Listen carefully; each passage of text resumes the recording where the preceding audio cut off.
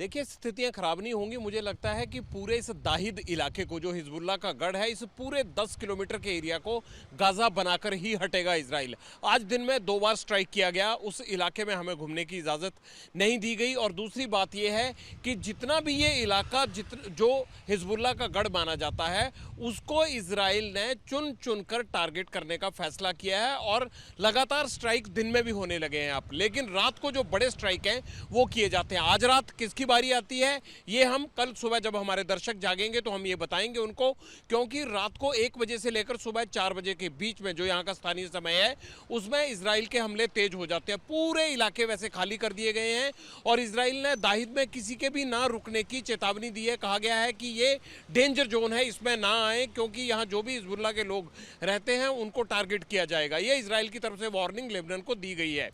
दूसरी महत्वपूर्ण बात यह है कि अब रिफ्यूजियों का बढ़ना भी लगातार जारी है। यहाँ सड़कों के किनारे गाड़ियों में रात भर लोग सोते हैं और उन्होंने हल्के छोटे टेंट लगाकर अपने परिवारों के साथ सड़क के किनारे बैरूत में समुद्र के किनारे शरण ली हुई है, क्योंकि यहाँ पर रिफ्यूजीज को रुकने के लिए उतने ज़्यादा कैंप्स का इंतजाम नहीं है। दूसरी महत्वपूर्ण बात यह है कि 1.2 मिलियन शरणार्थी अब तक या तो सीरिया जा चुके हैं या फिर साउथ लेबनान से उनको जो है वो दूसरी जगहों पर शिफ्ट होना पड़ा है। शिया का गढ़ माना जाता है साउथ लेबनान, और वहीं पर ग्राउंड पर लड़ाई हो रही है इजराइल और हिजबुल्लाह के बीच में।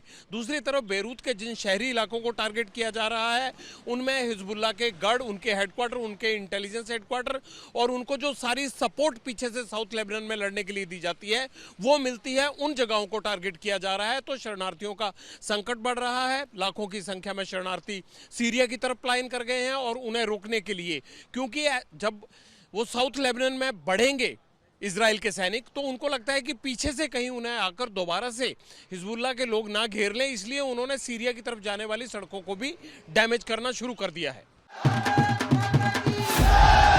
What does Haryana's youth want?